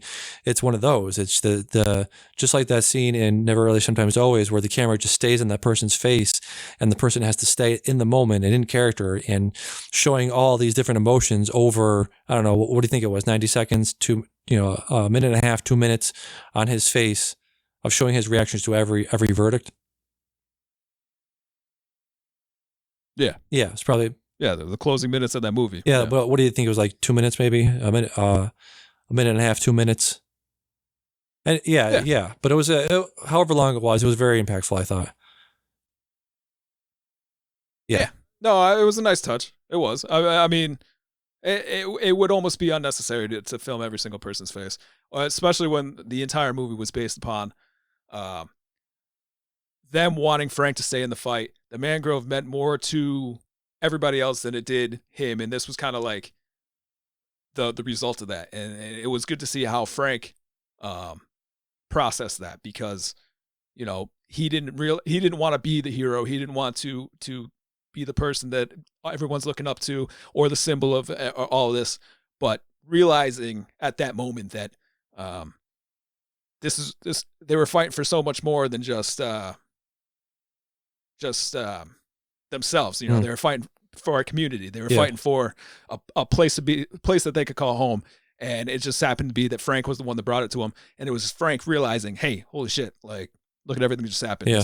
It's a beautiful moment. Yeah. Just I want to touch on one of the points you made earlier, just like, where does this hate come from the police and from other members of the community?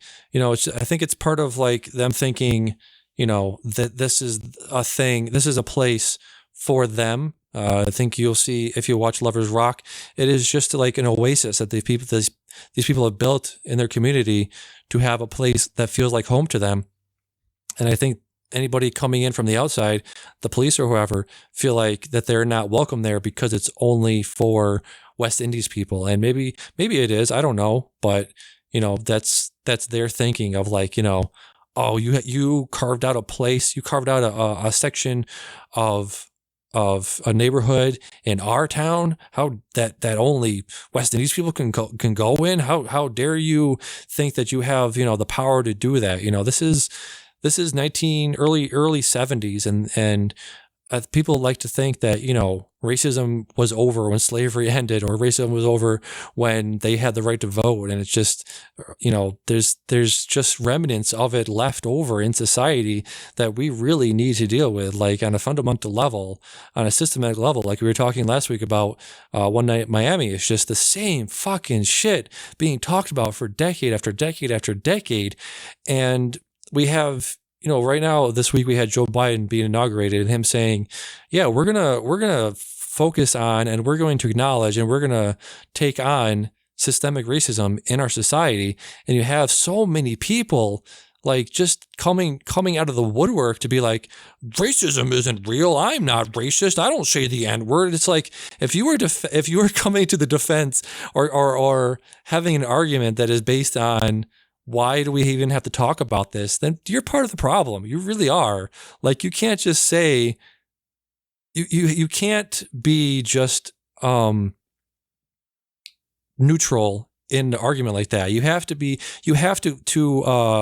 say, like, you have to be anti-racist, basically. You can't just say like, yeah, I'm not racist, so therefore this doesn't affect me. You have to knock this shit down. You have to nip it in the butt wherever you see it, wherever it's happening. You really have to look around and realize that this shit is happening. And it's been happening for a long time. And it's so fucking frustrating to look at the dates on this shit and be like, 1970, the Mangrove stuff happened. The One Night in Miami was early 60s, and it's still, you can literally take the conversations that they had in this movie in Mangrove, the conversations they have in Lovers Rock, and the conversations they have in One Night in Miami, and transport it to now, and it's the same fucking words. It's the same conversations we're having now, and it's so fucking frustrating to realize that. So, yeah. Yep. Anyways, it's a very, very, very good movie. Hope everyone checks it out. It's free. Well, technically free, streaming on Amazon Prime. So yeah, that is the first movie in the Small Axe series directed by Steve McQueen. There are 4 others. I think if they were going to nominate one of these for an award, a Golden Globe or an Oscar, it would most likely be Mangrove. I'd like to see Lovers Rock be put up there, but I think if they were going to nominate what they think is the strongest one of these, has the one that has the best chance of winning an award, it would probably be Mangrove. So, yep. I got a question for you. The end. The judge. Yep. Throughout the whole thing, it seemed like he was being really unfair to obviously the black defendants. Would you say that by the end of it, he came around? Were eyes open to how corrupt the police were? You know what I'm saying?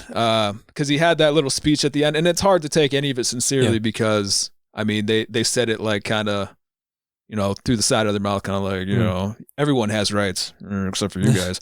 But by the end of it, do you think that the judge himself was kind of like, because he had that thing where he said, I think we've learned a lot from both sides here. Do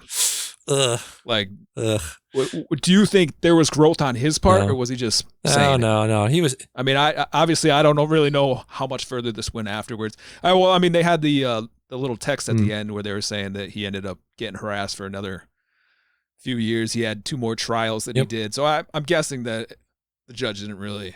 No. Now that I'm thinking more about it, the judge wasn't really 100% changed or anything like that. No, I think any sympathy that he showed towards the Sean Parks character was just him saying, all right, you won this one. You won this round, smartass. It's just him. We'll get you next time. Yeah, I'll get you next time. It was basically just him. I saw that more of him just saying like, legally, all right, technically and legally, you won. You won. You got me this time. But yeah, no, I think it was just I don't know, showing sympathy towards him that way, more legally than on a human level. So. Yep. Yeah, that part where they came in the box, the security, and then they like forced them out of it, like after the judge left chambers for like a second, and they're just like, oh, they threw him in the pits. It's just like, Jesus, that's in the middle of the courtroom. Yep. So you can clearly tell how just completely biased this whole system was. But yeah, I don't know. It's very frustrating to watch. But I'm glad it had that moment at the end, and I don't know if the rest of the story turned out that well. I saw that he closed the restaurant years later. Yeah. For what it was at the time, it was a victory, and that was a good thing to see. Yep. All that stuff is very, very slow to win. I guess there is no winning in this. It's just take small victories where you can get them. Yeah, I mean, they still haven't won. So yeah. Everything's been a small victory or defeat, and it's going to be that way for ever. We'll say maybe, sadly, yeah. But think about it. Yeah. You just got to keep pushing. Got to keep. Like you said, it's a lot to think about. It's a lot to digest. It's a lot to. It's a heavy. It's a heavy topic. It's a heavy subject to discuss and to talk and to pick apart. But I think it's really important to have these conversations. I think you have to be just the fact of being aware of it and saying it's there is a major step. Just one of the things that what do they say? First part of solving a problem is admitting there is one. I think that's part of it right there, and just saying that that systemic racism does exist, and that Black people are targeted and harassed and jailed at a much higher rate than white people. It's just that you have to start from that place of acknowledging it on that level. It's a lot. We'll just end there. Saying it's a lot. But I will say, if you're nervous about coming back to this subject or this topic in these movies, then The Lovers Rock is sort of, like I said, it's an oasis. It is a break from the harassment and the violence and the stuff like that. There's really nothing in there like this. Lovers Rock is very much different from Mangrove in that there's no what do we call that? No, I mean, I could just stop here where I remember starting to watch this movie, and it felt like the beginning part, there was like no real dialogue. It was just kind of like music and dancing. And so, I know what you're saying from what I saw. It's also like an hour in length, so I can tell kind of what I'm getting into before I even, because Mangrove was 2 hours. Yeah. So yeah, I can just imagine. Like I said, I fell asleep. I started watching Lovers Rock, but then I had fallen asleep. So, but yeah, from what I could tell, it was a totally different feel to it. It was fun. I like the music. Yeah. And just that spin, that not to say spin, but the direction it seemed like it was taking. So, yep. I'll get around. All right. Yep. So that'll do it for our review of Mangrove and for the podcast this week. Trying to look for anything that might be coming out in the future, but we'll definitely be talking about more WandaVision next week. Was there anything you saw on upcoming, anything on your radar that you might want to check out next coming weeks? Any movie? No. Yeah. No. Like I said, I'm gonna try. I see like Netflix putting out a new movie for 2021 pretty much every week. HBO Max is going to start doing that too. I've got I got Hulu, I got Netflix, I got HBO Max, Disney, everything that's coming out, everything that's new in January, February. So I'm going to be picking it apart. I go too far down the list. I was still in January, just trying to find something to bring to the table today. Yeah. So I'll have more stuff come next week. Ideas of movies that I want to watch. Why, you got something? No. Should I be looking somewhere? I was hoping you had something. There's something I saw. Oh, there's something I saw this week on Hulu. I forgot what it was called. Some magician show or something. I don't know. But I was thinking about getting Hulu just for that. I'm like, no, can't do it. I already have like nine other streaming services. I can't get another one. Well, you should have got the Disney bundle. Yeah, I was thinking about it, but then it said as like that Hulu, Disney, and ESPN Plus. Yeah, I don't do sports for all your sporting needs. Yeah, all my sporting needs. And also, I think it said like it was the ad supported version of Hulu. So I was like, I'm not paying for a thing with ads. That's not a thing I'm really looking forward to. So, gotcha. Yep. Let me see, because I forgot what it was called. I don't know. I'll find it later. But yeah, we will be posting something on Twitter maybe if we figure it out. But yeah, so that'll do it for Can I Say Something number 101, unless you got anything else on your plate. No, man, I think we covered it. We went very long. So, and I'm sorry, everyone. So for Can I Say Something this week, I've been Damien. I've been Dion. And talk to you next week. Bye-bye.